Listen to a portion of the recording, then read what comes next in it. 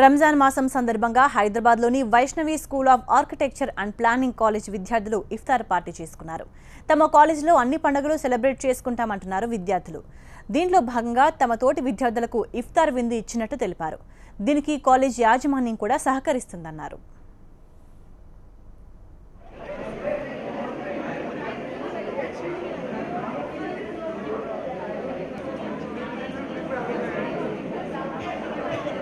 అందరికీ equal importance ఇవ్వటం కోసము అన్ని పండుగలు సెలబ్రేట్ చేస్తాము.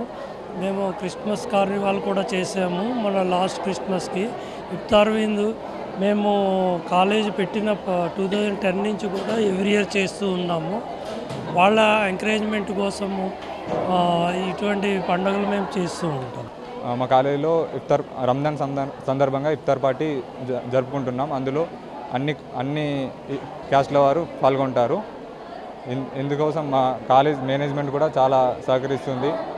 అండ్ మా కాలేజీలో ఒక రంజాన్ కాకుండా అన్ని క్యాస్ట్ల వారు జరుపుకుంటాం.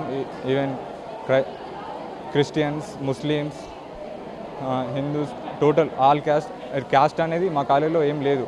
సో అందరూ రిలీజియన్ అనేది ఏం లేదు మా దాంట్లో, అందరూ ఈక్వల్.